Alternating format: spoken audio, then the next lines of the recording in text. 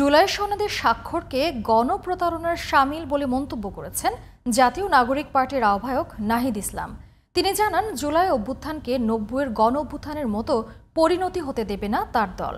শনিবার রাজধানীর বাংলা মোটরে দলীয় কার্যালয়ে এক সংবাদ সম্মেলনে এসব কথা বলেন নাহিদ ইসলাম। এক প্রশ্নের জবাবে এনসিপি প্রধান বলেন, জুলাই যোদ্ধাদেরকে আওয়ামী লীগের দোসর বলায় বিএনপি নেতা সালাউদ্দিন আহমেদকে জাতির কাছে প্রকাশ্যে ক্ষমা চাইতে হবে। মাহমুদ সোহেলের রিপোর্ট। জুলাই সনদ স্বাক্ষর ঘিরে শুক্রবার লাঠিচার্জ ও সাউন্ড গ্রেনেড ছুড়ে জুলাই যোদ্ধাদের ছত্রভঙ্গ করে দেয় আইন শৃঙ্খলা বাহিনী। সেই ঘটনা নিয়ে শনিবার মন্তব্য করেন বিএনপির স্থায়ী কমিটির সদস্য সালাউদ্দিন আহমদ। আক্রান্তদেরকে স্বৈরাচারের দোসর বলে আখ্যা দেন তিনি। শনিবার বাংলা মোটরের দলীয় কার্যালয়ে সংবাদ সম্মেলনে সালাউদ্দিন আহমেদের এমন বক্তব্যের তীব্র প্রতিবাদ জানিয়েছেন এনসিপির আহ্বায়ক। বিএনপির স্থায়ী কমিটির সদস্য সালাউদ্দিন সাহেব, যেহেতু তিনি জুলাই অভ্যুত্থানের সময় দেশে ছিলেন না, রাজপথে ছিলেন না, সেহেতু হয়তো তিনি জানেন না যে কে রাজপথে ছিল, কারা লড়াই করেছিল, কারা বুলেটের সামনে দিয়ে দাঁড়িয়েছিল।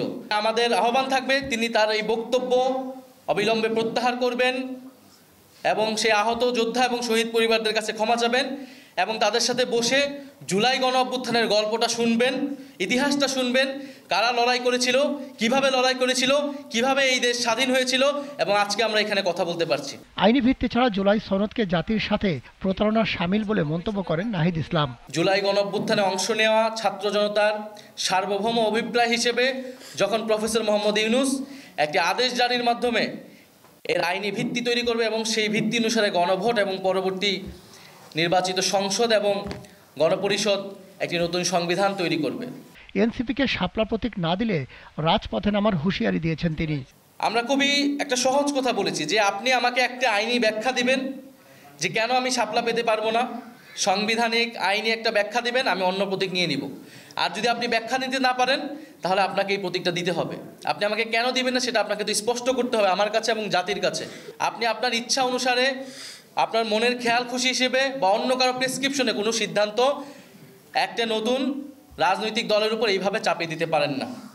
আরেকটি বিষয়, মাহমুদ সোহেল, জিটিভি নিউজ, ঢাকা। দ্রুত এবং আমরা